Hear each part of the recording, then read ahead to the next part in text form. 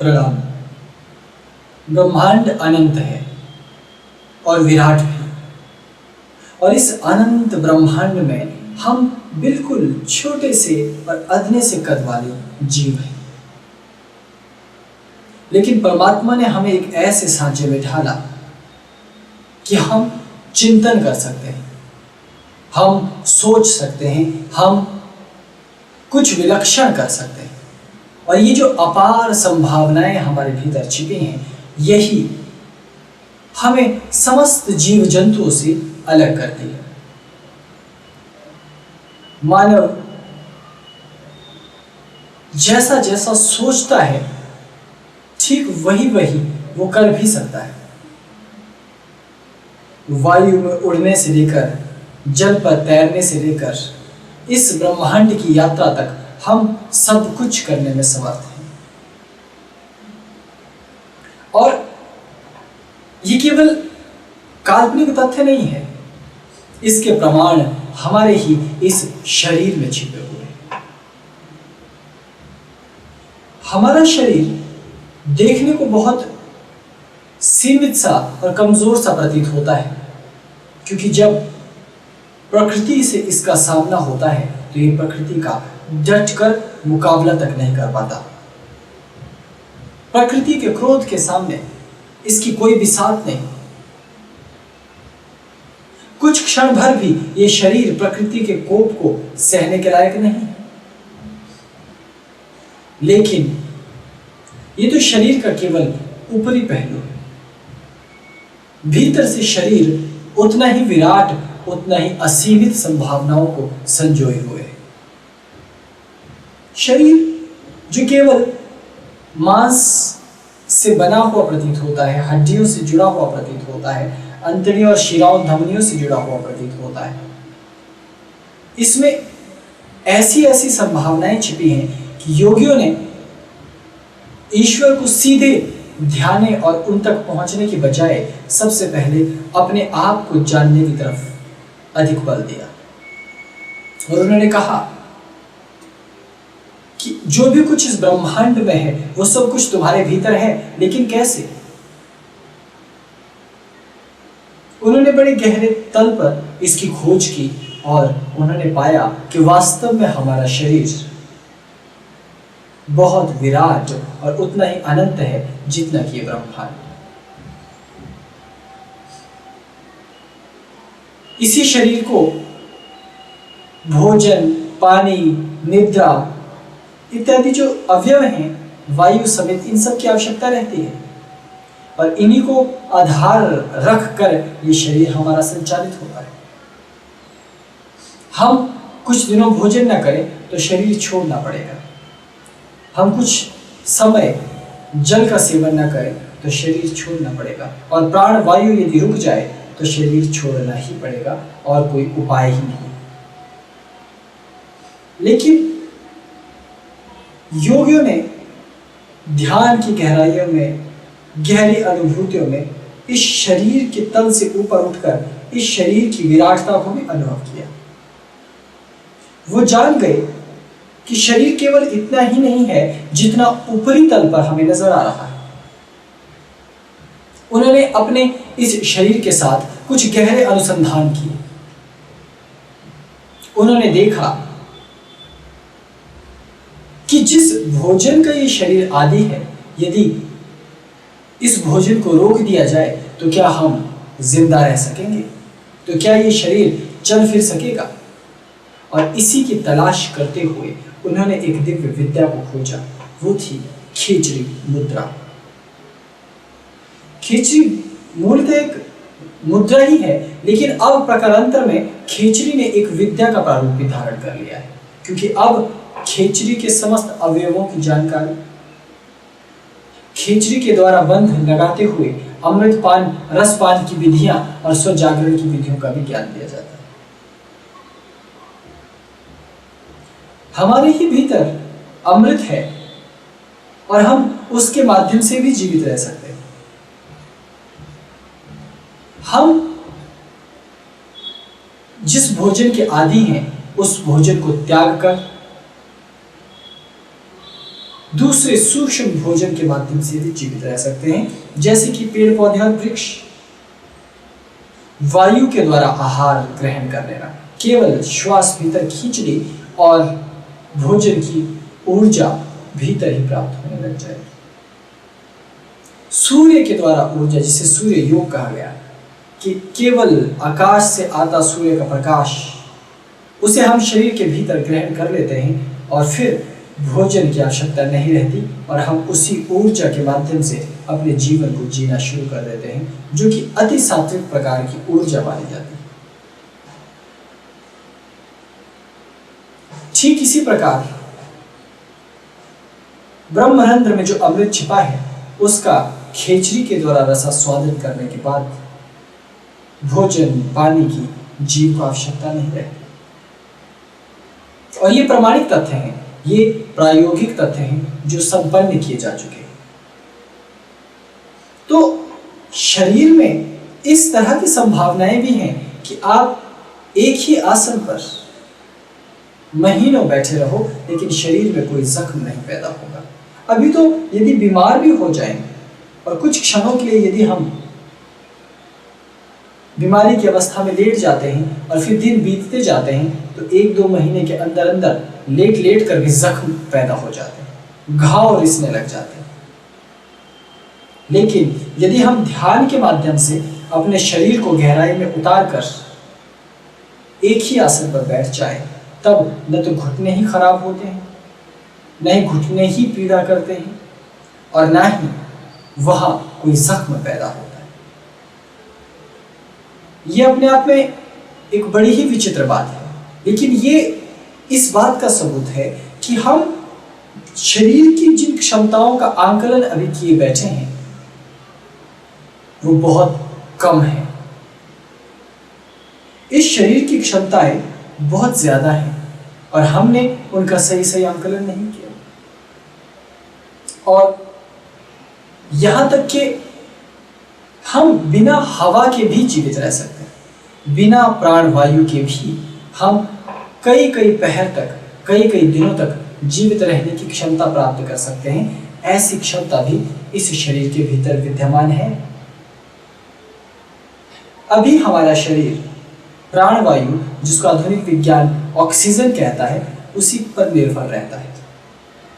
लेकिन शरीर में ऐसी संभावनाएं भी विद्यमान है कि यदि प्राण वायु अर्थात ऑक्सीजन ना हो तो आप नाइट्रोजन और निषिद्ध वायु अर्थात कार्बन डाइऑक्साइड पर भी अपना जीवन स्थिर रख सकते हैं। हालांकि अभी सीधे किसी मनुष्य को इस तरह की वायु दे दी जाए तो उसका तुरंत प्राणांत हो जाएगा। लेकिन योग की परमावस्था में धीरे सतत अभ्यास करके हम अपने शरीर को उस स्वरूप में ढाल सकते हैं। और ये जो शरीर के ढल जाने की प्रक्रिया है, जिसको योगी अपने ध्यान साधना और तपोबल के द्वारा बहुत उत्कर्ष पर ले जाते हैं, ये एक सूक्ष्म जानकारी भी देता है। और वो सूक्ष्म जानकारी ये है कि मान लीजिए अगर हम चंद्रमा पर जाते हैं या मंगल ग्रह पर जाते हैं या सौर मंडल से बाहर किसी दूसरे ग्रह पर जाते हैं, तो बड़ा प्रश्न ये है कि क्या हम वहां जीवित रह पाएंगे? इसका उत्तर है हाँ, हम वहां भी जीवित रह सकते हैं, लेकिन उसके लिए योग के द्वारा अपने रूपांतरण की इस महाप्रक्रिया को हमें तीव्र बनाना होगा कि हम गर्मी से सर्दी में ढल सकें, सर्दी से गर्मी में ढल सकें, बिना भोजन पानी के सूर्य के प्रकाश पर लंबे समय तक रह सकें और वायुमंडल से भी दिव्य ऊर्जा प्राप्त करके जीवित रह सके, ब्रह्मांडीय ऊर्जा पर भी हम जीवित रह सकें।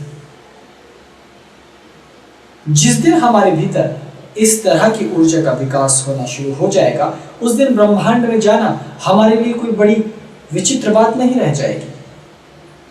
जब हम ब्रह्मांडीय तत्वों का और भीतर की ऊर्जा का प्रयोग, अमृत का प्रयोग अपने आप को जीवित रखने में सफलतापूर्वक करने लग जाएंगे, उस दिन हमारे जीवन में क्रांति घटित हो जाएगी। अभी अंतरिक्ष में जाना पड़ता है तो बड़े बखेड़े हैं, भोजन, पानी और भी न जाने कितने संसाधनों के साथ हमें जाना पड़ता है। लेकिन जब हम योग की पराकाष्ठा तक पहुंच जाएं, हम ऐसा करने में सफल हो जाएं, हम उस सूत्र को खोज लें, गुरु के पास बैठकर ध्यान करके बाल्य अवस्था से ही सतत प्रक्रियाओं में ढल जाएं, और जब तक हमारी अवस्था 17 या 18 वर्ष की हो जाए तब तक हम भोजन के तल से ऊपर उठ गए, अन्नमय कोश से प्राणमय कोश में गति कर गए, तब ऐसा व्यक्ति जब अंतरिक्ष विज्ञानी बनेगा तो यदि 6 महीने भोजन नहीं मिलता है तो भी वो स्थूल भोजन की बजाय सूक्ष्म भोजन पर अपनी ऊर्जा के माध्यम से अपने को स्थिर और जीवित रख पाएगा।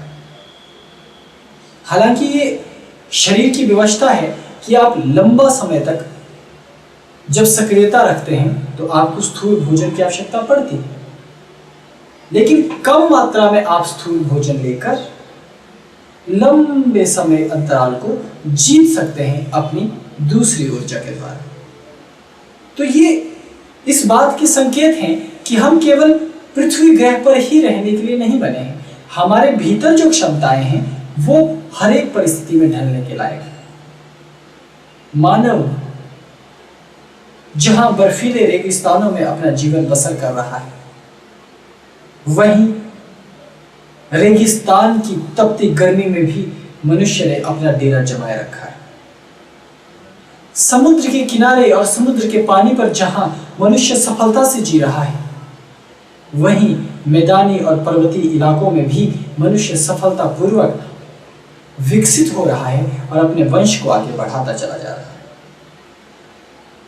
पृथ्वी पर बहुत कम जगहें ऐसी हैं जहां मनुष्य अभी तक रहने में सफल नहीं हो पाया है, लेकिन मनुष्य के शरीर में और मनुष्य के मस्तिष्क में और उसकी इंद्रियों में इतनी क्षमता है कि यदि वो धीरे धीरे अपना रूपांतरण करता जाए तो वो उन स्थानों पर, उन वातावरण में भी अपने आप को ढालने में सक्षम है। जीव जंतु पशु पक्षी भी ढल जाते हैं, लेकिन मानव के पास जो क्षमताएं हैं, हमारे शरीर में जो अन्नमय कोश में जो क्षमताएं हैं वो अपरिमित और असीमित हैं। अभी तक ठीक ठीक विज्ञान भी उसका आंकलन नहीं कर सका।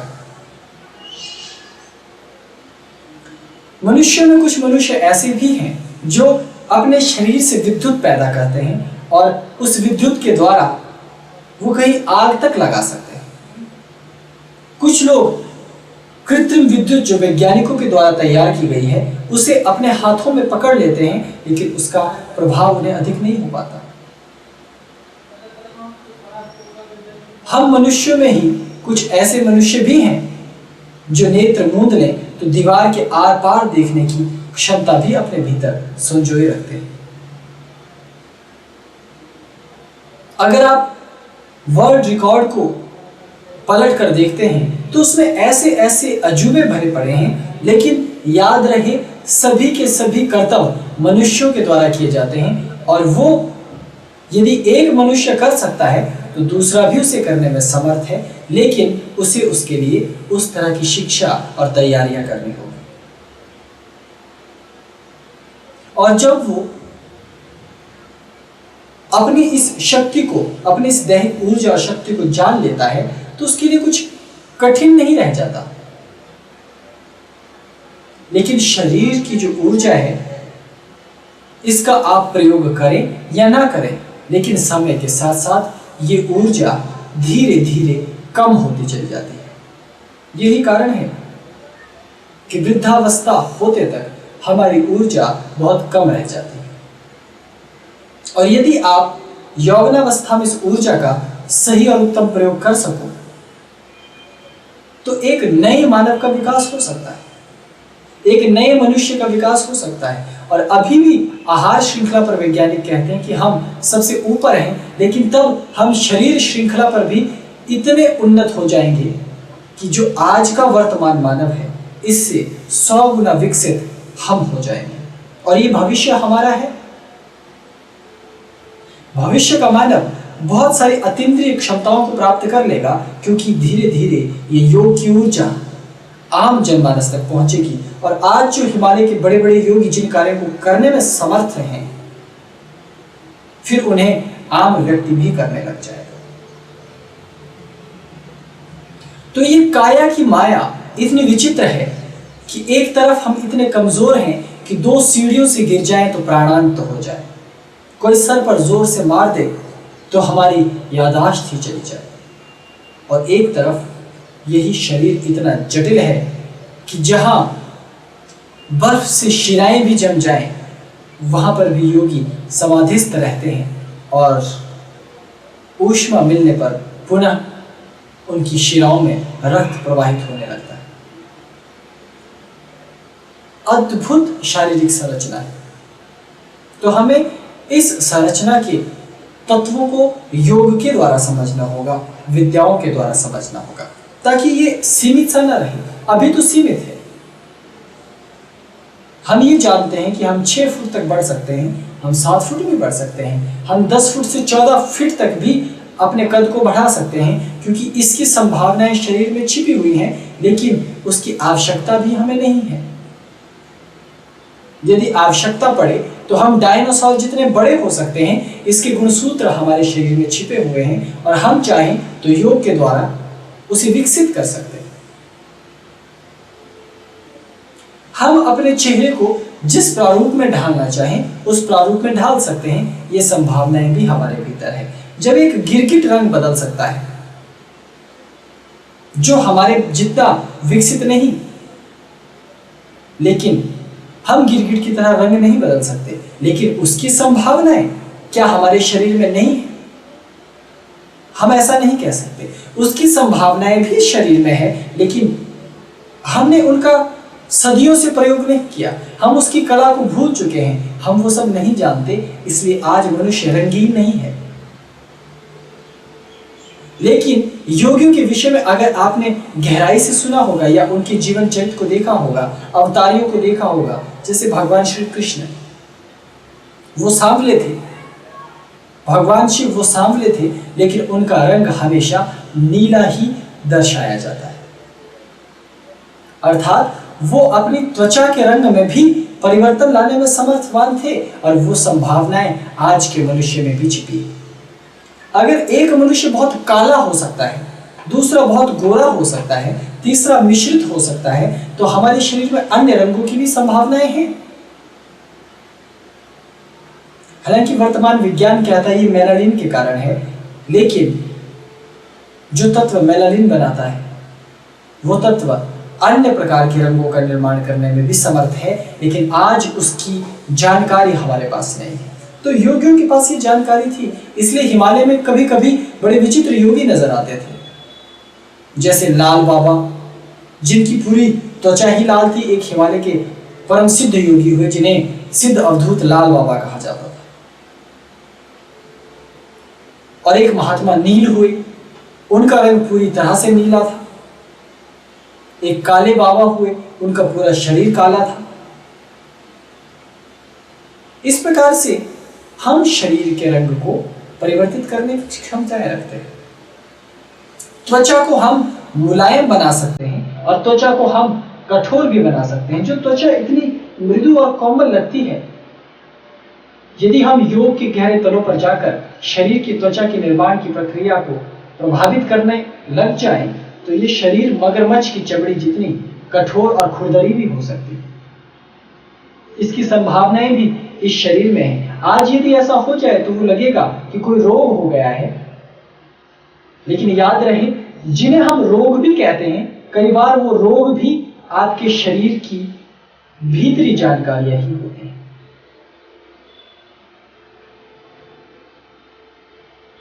तो शरीर उतना सीमित नहीं है जितना वो हमारे जानने में आता है।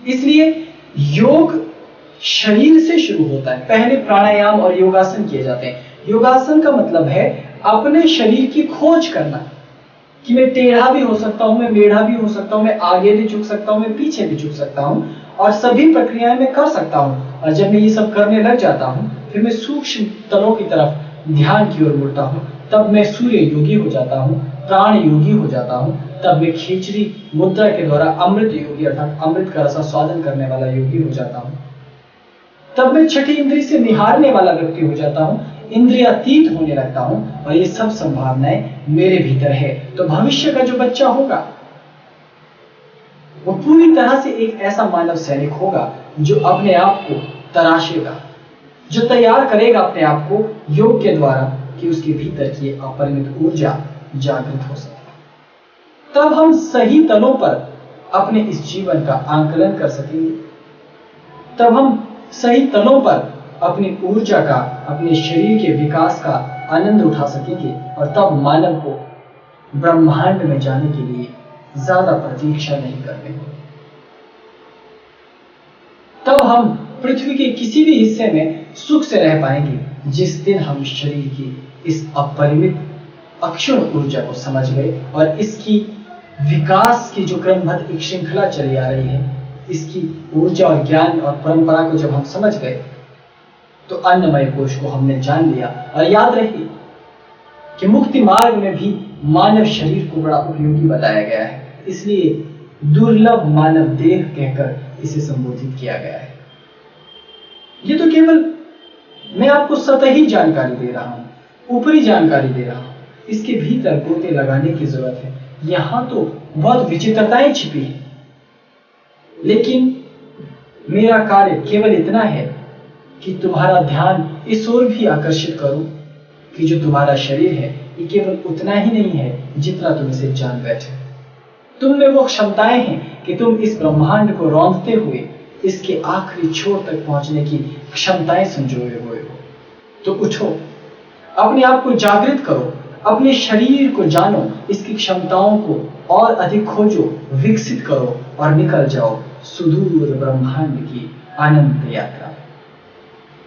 आज के लिए इतना ही। ओम नमः शिवाय। प्रणाम।